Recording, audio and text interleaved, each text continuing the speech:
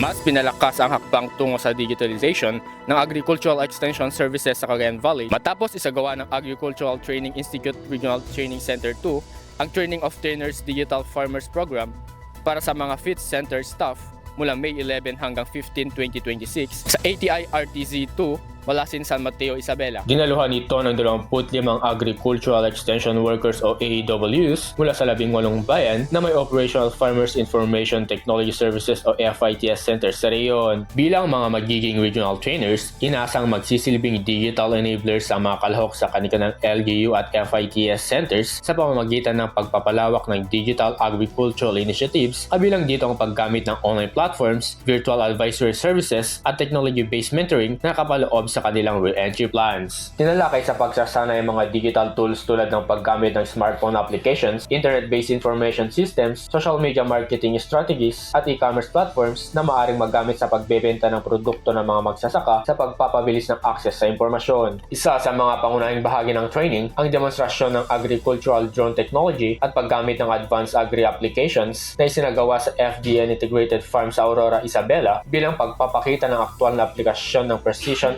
agricultural digital farming technologies. Ayon kay Dr. Clarice Mariag Alaska, patuloy ang pagsisikap ng ATI Region 2 na maihatid ang dekalidad at makabuluhang serbisyo para sa mga katuwang nito sa sektor ng agrikultura. Ipinabatid din niya ang kanyang pasasalamat sa mga kalahok, lalo na sa mga unang beses pa lamang dumalo sa mga pagsasanay ng ATI at umaasang maging makabuluhan at kapaki-pakinabang ang kanilang pananatili sa center. Samantala, sa naging pahayag naman ni Ms. Geraldine M. Castro ng LGU Solana, Cagayan, ay malaki ang naitulong ng training na ito sa kanyang kakayahang gumamit ng digital tools sa trabaho. Samantala, sinabi naman ni Ms. Mahalin Guillermo ng LGU Madela Quirino na mas naging makabuluhan ang pagkatuto sa mga digital na pamamaraan sa agrikultura. Sa kabuuan, inasang ang digitalization ng FIT centers sa pamamagitan ng mga sinanay na AEWs ay magpapalakas sa modernisasyon ng serbisyong pang-agrikultura at pagpapalawak ng akses ng mga magsasaka sa impormasyon at teknolohiya sa reyon.